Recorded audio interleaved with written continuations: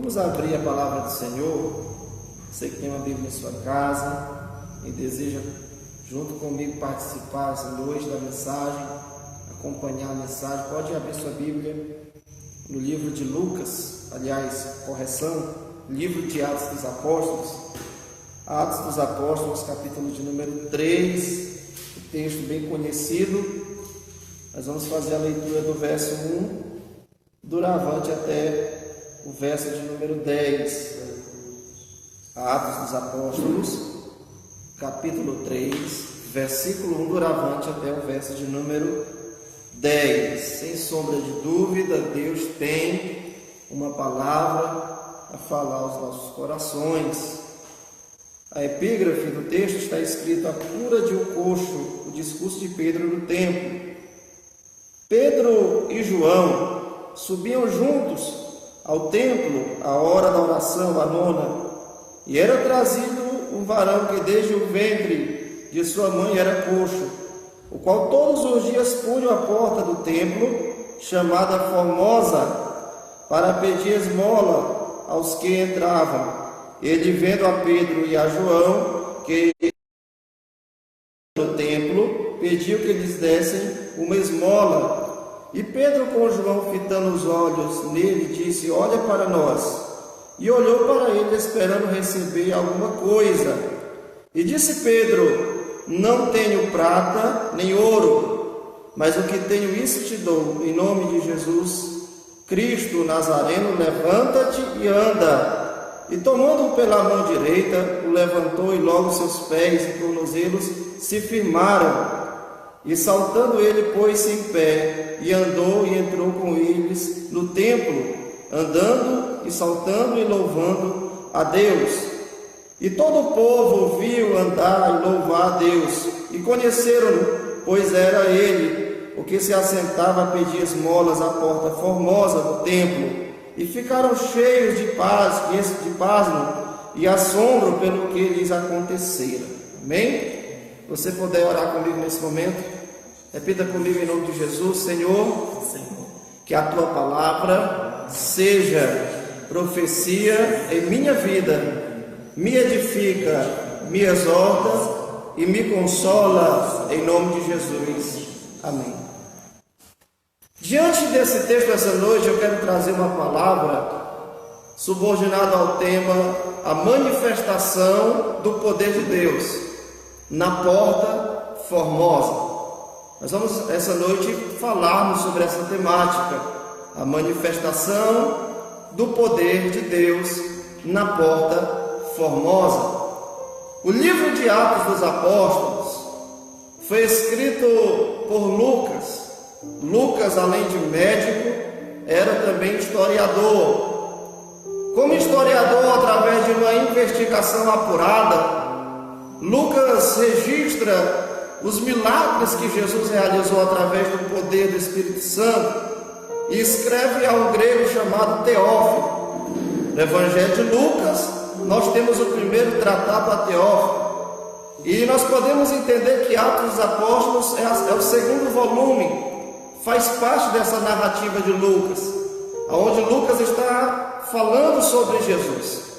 Mas se no Evangelho de Lucas relata a Teófilo os milagres que Jesus havia operado de forma direta pelo poder do Espírito Santo, agora no livro de Atos, Lucas vai continuar falando da ação de Jesus, mas não de forma direta, mas através dos apóstolos e através da igreja.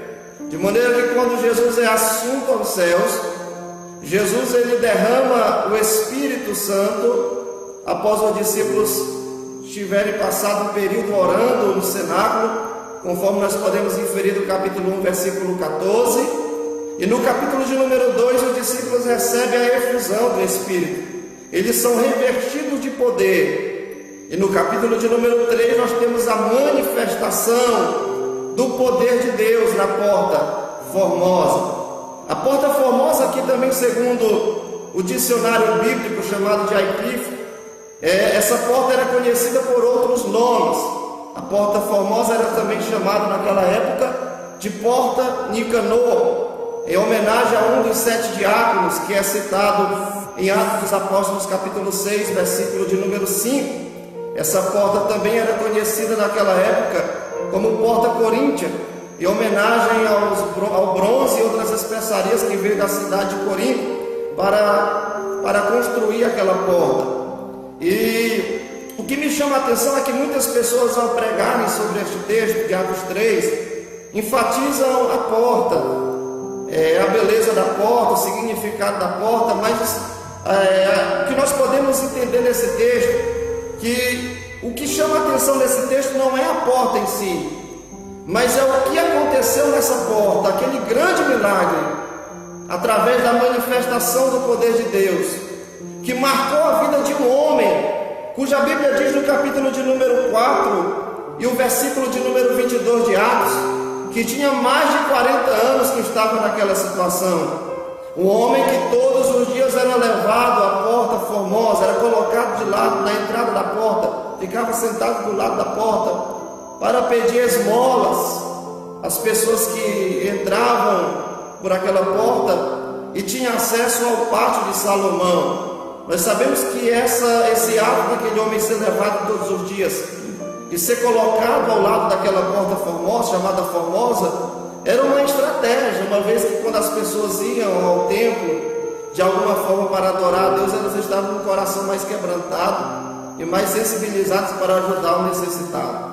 Então nós temos a situação desse personagem, cuja narrativa do texto diz que desde nascença padecia, era um homem que não podia caminhar, estava prostrado, e todos os dias era levado àquela porta, sentava-se ao lado da porta e vivia de pedir esmolas. Mas o que me chama a atenção é que a narrativa do texto diz que a história desse homem vai mudar a partir do momento em que Pedro e João subiram juntos ao templo, a hora da oração, a hora nona. E se nós olharmos para esse texto, diante dessa temática, a manifestação do poder de Deus na Porta Formosa, o que eu quero enfatizar essa noite é o que desencadeou esse milagre. Qual foi o segredo para aquele milagre ter acontecido naquele lugar?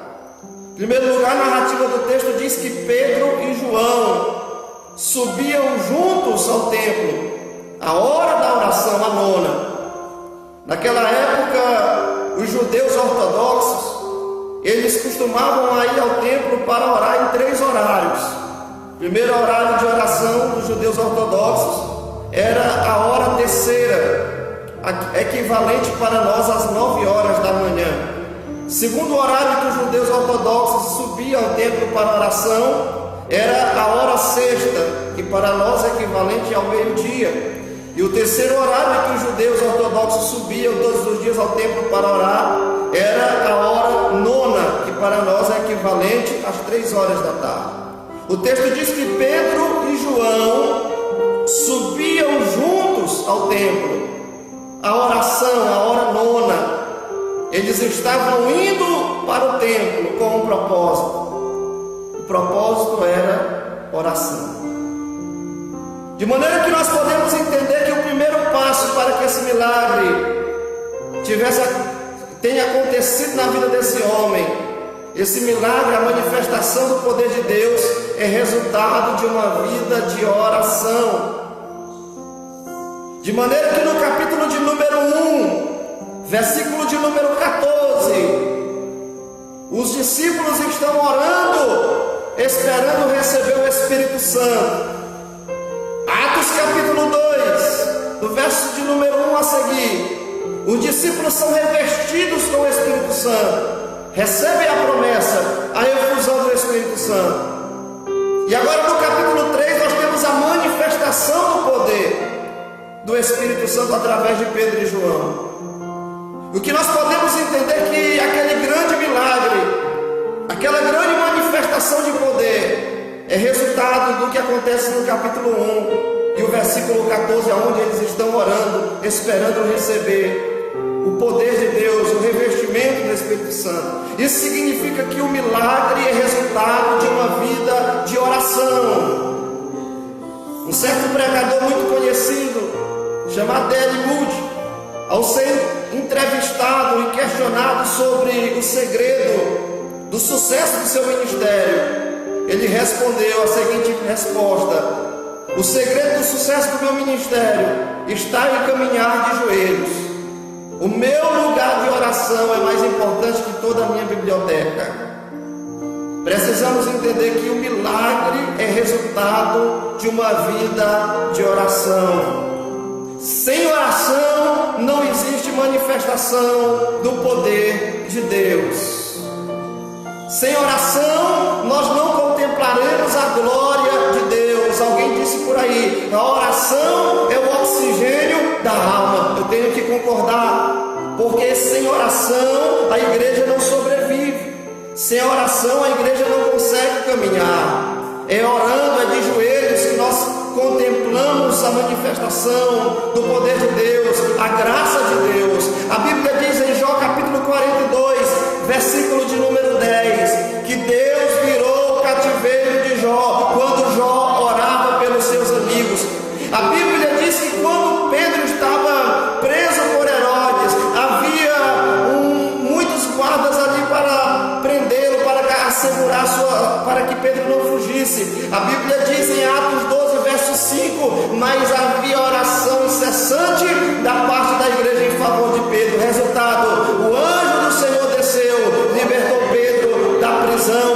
A Bíblia diz em Atos 16, versículo de número 25, que quando Paulo e Silas estavam presos no cárcere, à meia-noite, Paulo e Silas oravam e louvavam a Deus. Resultado: Deus enviou um grande terremoto e foram abertas todas as portas das prisões.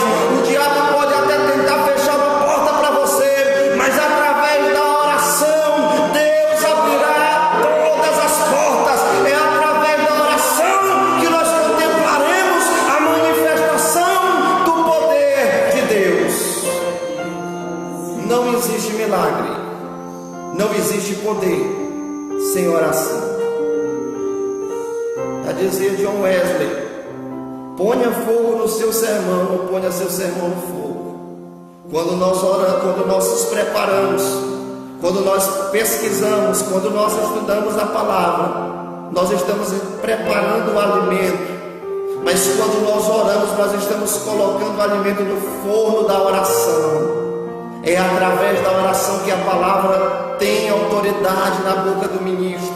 É através da oração que nós contemplaremos a manifestação do poder de Deus. Então Pedro e João subiam juntos ao templo, a hora da oração, a nona, às 3 horas da tarde.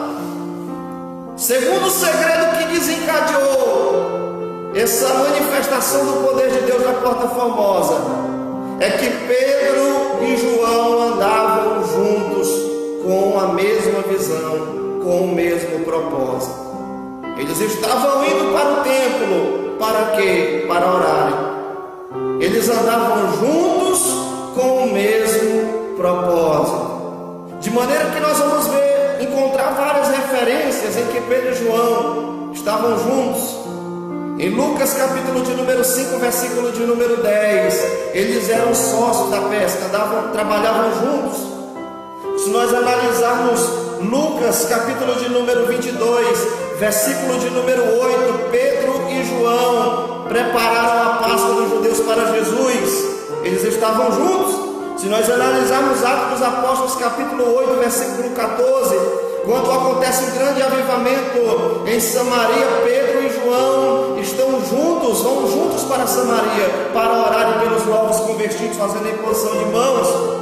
De maneira que quando nós analisamos João capítulo de número 20 e o versículo de número 3 e 4, quando Jesus ressuscita e as mulheres vão dar notícia aos discípulos, os primeiros discípulos que vão ao túmulo para ver Jesus é Pedro e João. Eles estão sempre juntos, mas estão juntos com o mesmo propósito, com a mesma visão. E quem são os teus companheiros? Quem é que está andando com você? Isso é muito importante. Precisamos entender que nós precisamos andar com pessoas que tenham a mesma visão, que tenham o mesmo propósito que nós, buscarmos a presença de Deus. A Bíblia diz em Provérbios capítulo 13, versículo 20: anda como sábio e serás sábio, mas o companheiro do tolo será afligido. A Bíblia diz em Amós capítulo 13, 3: andarão juntos se não houver concordância. Então quem são os teus amigos? Com quem você tem assentado para se relacionar?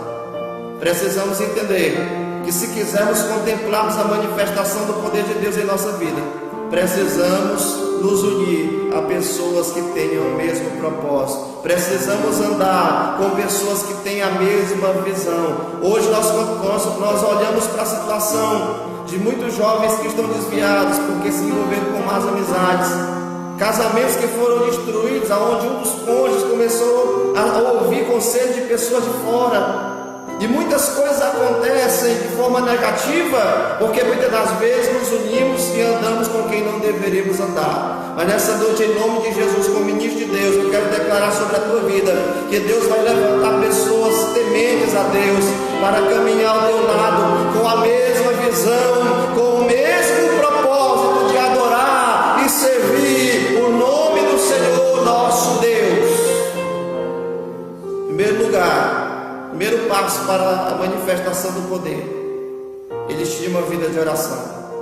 Segundo passo para que a manifestação do poder acontecesse na Porta Formosa, eles andavam com propósito. Terceiro passo para a manifestação daquele poder na Porta Formosa foi que Pedro e João tinham uma vida exemplar. A narrativa do texto relata que quando Pedro e João estão prestes a entrar pela Porta Formosa, tendo eles acesso ao átrio de Salomão, aquele paralítico olha para eles e pede uma esmola. E naquele momento Pedro e João, fitando os olhos dele, Pedro diz: olha para nós. Por que Pedro diz e João, olhando para aquele paralítico, diz: olha para nós? Porque Pedro e João tinham uma vida exemplar. Isso é muito interessante, porque muitas das vezes até nos confronta. Nós que pregamos a palavra, às vezes costumamos a dizer: olha só para Cristo, mas não é de fato o que a Bíblia diz. A Bíblia diz que nós devemos seguir o exemplo de Cristo.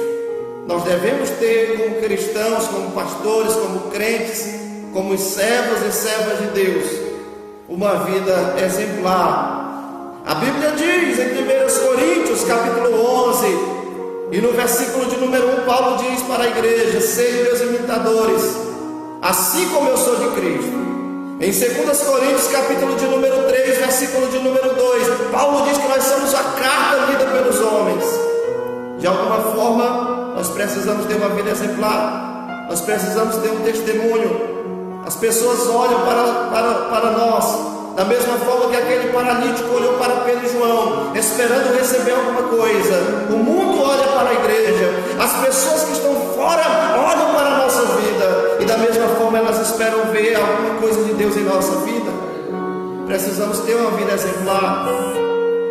Eu fico muito encantado quando eu me deparo com a história de um certo indiano chamado Mahatma Gandhi. Mahatma Gandhi foi advogado, era nacionalista, morava na Índia, e um certo dia ele, ao ser interrogado por alguns cristãos indianos sobre a sua fé, ele chegou a dizer a seguinte palavra, a seguinte expressão. Mahatma Gandhi disse: eu creio no vosso Cristo, porém não creio no vosso cristianismo. O que ele estava querendo dizer era uma frase, uma resposta, uma espécie de censura, em contrapartida com o testemunho daqueles crentes. E é muito sério, porque Jesus disse em Mateus capítulo de número 5 e o versículo de número 13 e 14: vós sois a luz do mundo, não se pode esconder uma cidade edificada sobre o monte. nem se pode acender uma candeia e colocar debaixo do alqueire, mas antes se coloca no velador para que ilumine toda a casa. Assim brilhe também a voz diante dos homens, para que vejam as vossas obras e glorifiquem o vosso Pai que está nos céus. Então Pedro e João, quando olham para aquele paralítico assentado, e diz a seguinte frase: olhe para nós, eles tinham testemunho, eles tinham uma vida exemplar. E da mesma forma, se quisermos contemplarmos a manifestação do poder de Deus, a graça de Deus na nossa vida, nós precisamos ter uma vida exemplar, nós precisamos ter um bom testemunho. Quarta coisa que me chama a atenção na narrativa desse texto é que Pedro e João tinham o hábito de congregar. Quando nós olhamos para o texto, a narrativa do texto diz: Pedro e João subiam juntos para onde? Para o templo. Para quê? Para a oração, a oração. Pedro e João tinham o hábito de congregar. Precisamos entender que a igreja somos nós. Isso é uma verdade irrefutável. No Novo Testamento, nós somos o templo do Espírito Santo de Deus. Isso é uma verdade irrefutável. Mas precisamos entender que o ato de congregar é uma ordenança do Senhor. A Bíblia diz no livro do profeta Isaías, capítulo de número 45, versículo de número 20: congregai vós que escapastes das nações. A Bíblia diz em Atos dos Apóstolos, capítulo de número 2, e o versículo de número 46, que eles perseveravam todos os dias no templo. A Bíblia diz em Hebreus, capítulo de número 10, versículo 25: não deixando a congregação, como é costume de alguns, antes admoestando uns aos outros, pois a vinda do Senhor se aproxima. Pedro e João tinham o hábito de frequentar o templo, e nós não podemos perder o hábito de frequentar o templo. Sabemos que hoje, diante dessa pandemia, diante desse decreto, nós estamos obedecendo às autoridades, de alguma forma estamos somando com as autoridades. Mas nós precisamos entender que o fato de ficarmos algum dia sem frequentar o templo, sem a igreja, isso não pode gerar em nós um costume, um ato de ficarmos em casa, usando a desculpa que a igreja somos nós.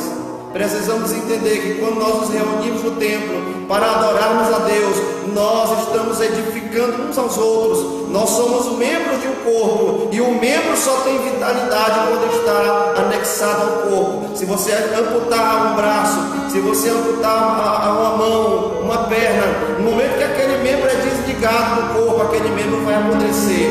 Nós só temos vitalidade se estivermos juntos, e nós precisamos permanecer juntos no templo, buscando, adorando ao Senhor até que Ele venha. Então não deixe de congregar. Quando o decreto acabar, continue frequentando a sua igreja, continue congregando, continue adorando a Deus, pois é através da tua fidelidade, é através da tua busca, é através da tua perseverança que você contemplará a manifestação do poder de Deus em sua vida. Mas em quinto lugar, Pedro e João tinham uma vida marcada pela evidência do poder de Deus. Olha o que diz a narrativa do texto, da seguinte forma: e ele, vendo Pedro e João que iam entrando no templo, pediu que eles dessem uma esmola. Verso 3, verso de número 4.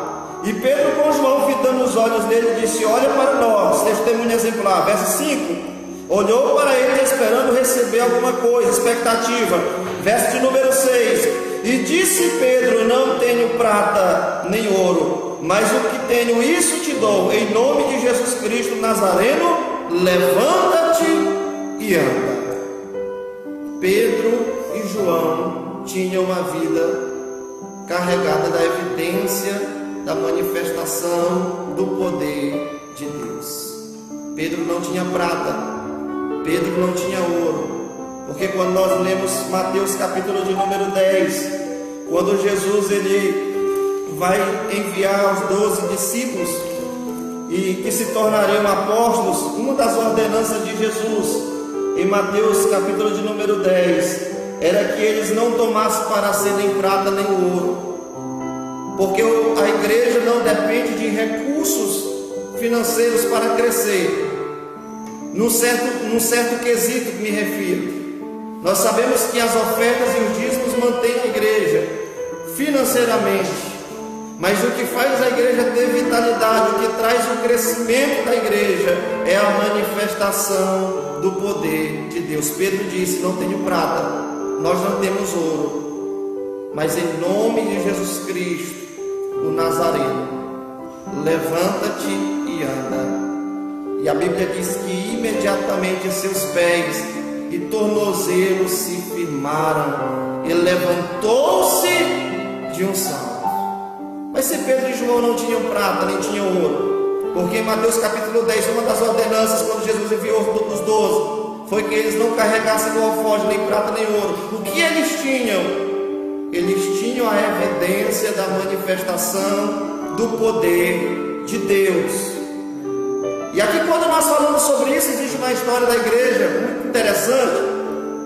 Quando um certo homem chamado Thomas de Aquino, ele visita o Papa Inocêncio IV e chega de forma inesperada, pega o Papa Inocêncio IV de surpresa, contando uma grande soma de dinheiro.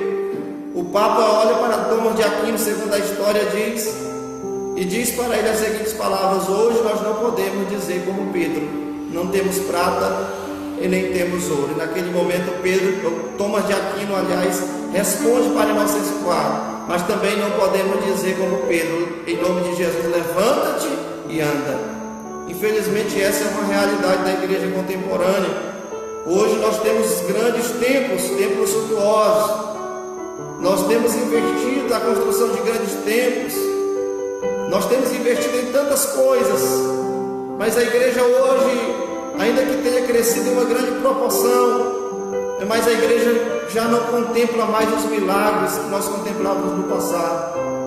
Perdemos aquela graça, perdemos aquela ousadia de irmos para o culto e contemplarmos o paralítico levantar de uma cadeira de rodas.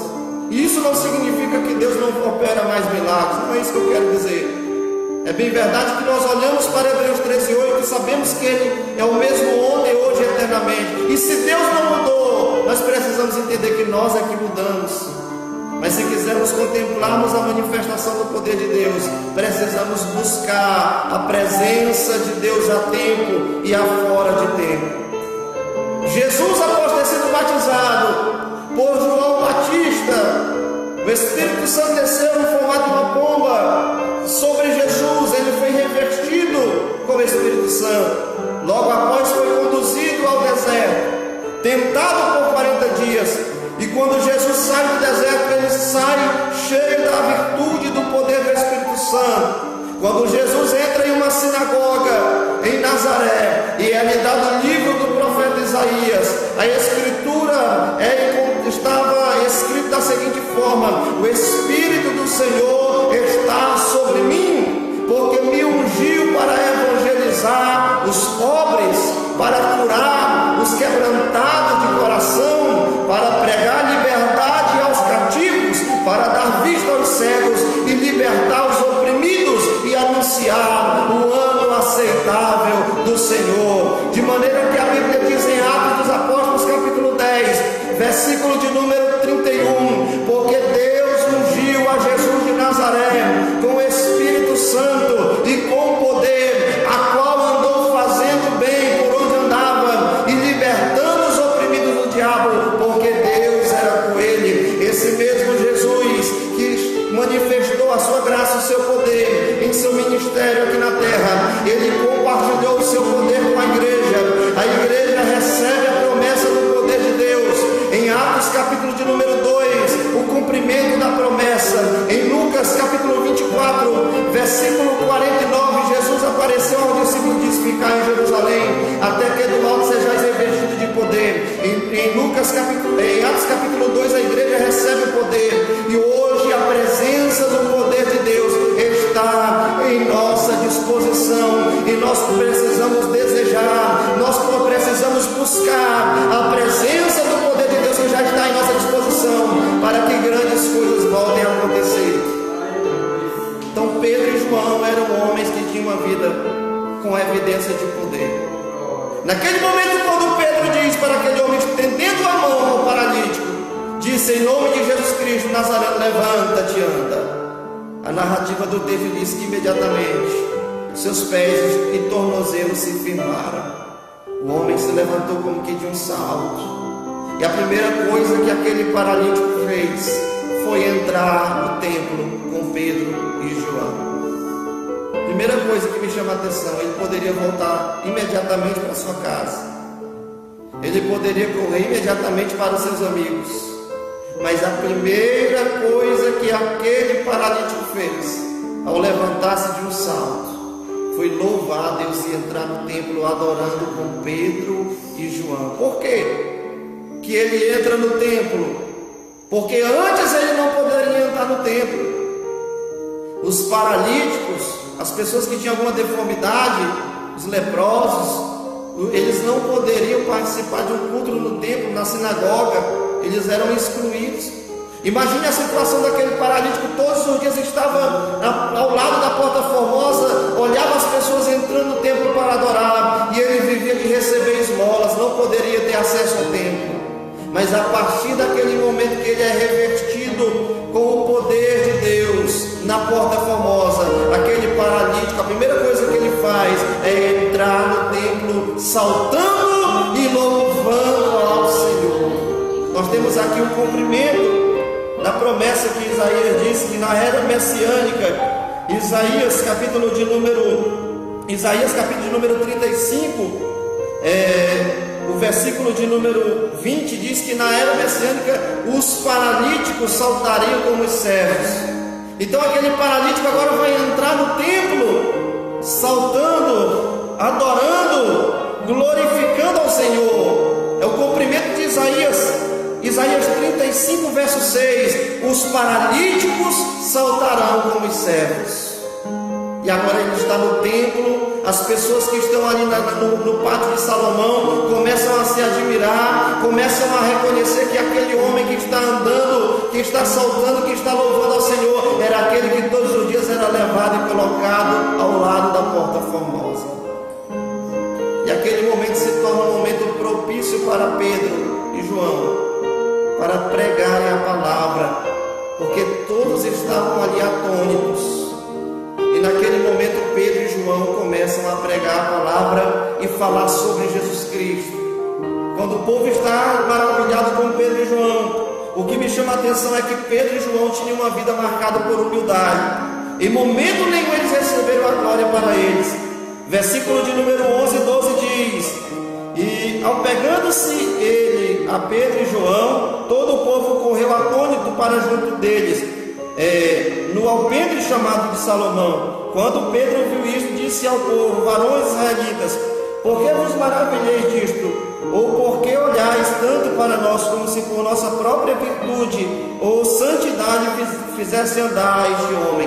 E naquele momento, no verso de número 13 até o versículo de número 26, Pedro e João começam a pregar, aproveitam aquele milagre, o ensejo, para falar de Jesus Cristo.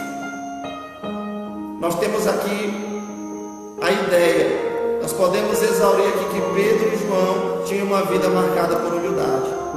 Eles não aproveitam aquele momento para se autopromoverem, mas eles aproveitam aquele momento, aquela situação, para pregar a palavra e para falar de Jesus. Os milagres abrem portas para que o Evangelho seja divulgado e o nome de Deus seja glorificado. Assim como aquele paralítico entrou no templo, assim como aquele paralítico que vivia na entrada da porta, a partir daquele momento entrou no templo adorando ao Senhor, e as pessoas reconheceram que era ele, e a vida daquele paralítico se tornou um testemunho para muitas pessoas, e através daquele homem a palavra foi divulgada, e muitas pessoas se converteram. Da mesma forma, Deus quer usar a tua vida e a minha vida. Quantas pessoas estão lá fora, espiritualmente, não conseguem caminhar, e precisam de mim e de você para estender a mão. Nós não temos prata, nós não temos ouro, mas o recurso da igreja é a palavra de Deus. O mundo está doente e nós temos o remédio para o mundo, que é a palavra de Deus. E da mesma forma que aquele paralítico recebeu o auxílio de Pedro e João, ao estender a mão para ele, o mundo espera ver algo em você, o mundo espera ver algo na nossa vida, e nós precisamos estender a mão, ajudar, pregar a palavra, falar de Jesus, porque através da nossa vida, muitas pessoas que não podem entrar na igreja, muitas pessoas que não têm força, estão paralíticos espirituais, não têm força de vir à igreja.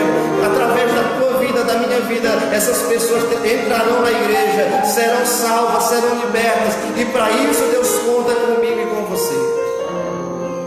Então, a manifestação do poder de Deus naquela porta é fruto de uma vida de oração. A manifestação do poder de Deus naquela porta é fruto de uma vida de comunhão, andavam com o mesmo propósito. A manifestação do poder de Deus naquela porta é fruto de uma vida exemplar. A manifestação do poder de Deus na porta formosa é fruto de um hábito de frequentar a igreja, de buscar a presença de Deus. A manifestação do poder de Deus naquela porta é fruto de uma vida de evidência de poder. E da mesma forma que Deus usou a Pedro e João, Deus pode usar você hoje. Deus pode usar a tua vida para abençoar alguém que não consegue caminhar com seus próprios pés, que necessita de alguém para dar uma palavra, que necessita de alguém para estender a mão. Mas nós precisamos entender que isso só será possível se nós buscarmos a presença de Deus, se nós buscarmos o poder de Deus, para que nós possamos ser usados como instrumento de Deus para essa hora, para esse momento. Eu quero nesse momento ser bem objetivo e já convidar você a fazer uma oração comigo. Você que recebeu de Deus um dom, um talento, mas há muito tempo já não exerce esse talento, esse dom espiritual. Deus quer te usar. Existem muitos paralíticos lá fora que precisam de você para estender a mão, que precisam da tua vida como instrumento, para que por meio da tua vida Deus possa operar nessas vidas que estão lá fora. Você que tem desejo de ser usado por Deus, nesse momento vamos fazer uma oração, vamos buscar a presença de Deus, vamos clamar para que o Senhor venha trazer um avivamento ao nosso país, à nossa nação, trazer um avivamento à cidade de Pedro II, à igreja de Pedro II. Nós precisamos do poder de Deus. Os dias são maus, muitas pessoas lá fora diante dessa pandemia estão aflitas, muitas pessoas estão sem saber o que fazer, muitas pessoas estão desesperadas, acamadas em cima de um leito, trancadas em um quarto, oprimidas. E Deus conta comigo e com você para estender a mão para essas pessoas, para sermos usados como instrumento de Deus nessa última hora. Em nome de Jesus, oremos nesse momento. Enquanto eu oro, o irmão vai estar ministrando louvor, e Deus vai te visitar aí nesse momento, em nome de Jesus. Amado Deus e eterno Pai, nesse momento nós entramos na Tua presença, Senhor, para Te glorificar, para bendizer o Teu nome, Senhor, para exaltar o Teu nome, Pai. Quantas pessoas, ó Deus, estão lá fora, Senhor, meu Deus, sem força, Pai, para caminhar, sem força, meu Deus, para frequentar, meu Deus, uma igreja, Pai, necessitando, meu Deus, de alguém que estenda a mão, necessitando, meu Deus, de alguém que leve, meu Deus, uma palavra de fé, uma palavra de esperança, Senhor. E nesse momento, Senhor, eu oro, Pai, a Ti, Senhor, para que o Senhor venha levantar muitas pessoas, ó Pai, como instrumentos nas Tuas mãos. Meu Deus, que nós possamos contemplar a manifestação do poder do Senhor em nossas vidas, assim como o Senhor realizou na porta formosa, Senhor. Que nós possamos contemplar, meu Deus, tempo de milagre, Senhor. Ó, meu Deus, diante dessa crise que o nosso país enfrenta, meu Deus, diante, meu Deus, do contexto da crise espiritual, aonde, meu Deus, muitas pessoas têm apostatado da fé. Meu Deus, sabemos que é tempo de buscarmos, meu Deus, em Ti, meu Deus, um avivamento para a nossa vida, Senhor. De contemplarmos, meu Deus, a manifestação dos milagres novamente.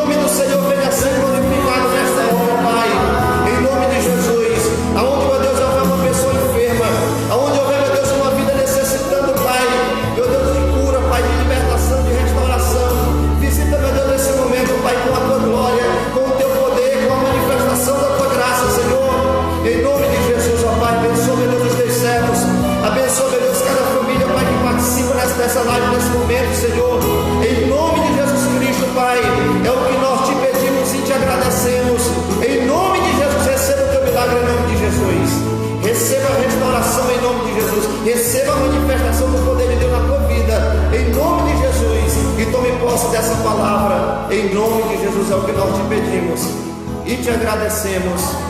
Amém e glória a Deus. Que Deus em Cristo abençoe a sua vida em nome de Jesus, e que nós possamos ser instrumentos de Deus para essa hora, porque muitas pessoas estão lá fora, assim como aquele paralítico olhando para Pedro e João esperando receber alguma coisa. Muitas pessoas estão prostradas lá fora espiritualmente, olhando para a igreja, olhando para mim, olhando para você, esperando receber algo de Deus, esperando ver algo de Deus na nossa vida. Nós precisamos ter uma palavra de esperança. Nós precisamos ter um louvor nos nossos lábios. Nós precisamos ter algo para compartilharmos com aquelas pessoas que estão lá fora, para que nós possamos ver aquelas pessoas que hoje estão lá fora, amanhã aqui dentro da casa de Deus, louvando, libertadas pelo poder da pregação do Evangelho e glorificando o nome do Senhor Jesus Cristo. Que Deus em Cristo abençoe a nossa vida e que Deus possa nos usar nessa última hora como instrumento de graça e de manifestação do seu poder, em nome de Jesus. Se você gostou dessa palavra, se você gostou desse culto que você participou através dessa live, eu quero te convidar a visitar o nosso canal, o Evangelista Júlio Souza de Pedro II. Você vai encontrar várias mensagens lá. Você pode se inscrever no canal e assim ajudar, em nome de Jesus, que você possa ir receber novas notificações e ser edificado mais e mais pela palavra de Deus. Amém? Que Deus em Cristo abençoe a sua vida. O irmão Erisvaldo vai estar louvando, vai estar adorando ao Senhor. Logo após nós já vamos estar encerrando essa live, orando, encerrando essa live. E terça-feira nós estamos de volta às 19h30.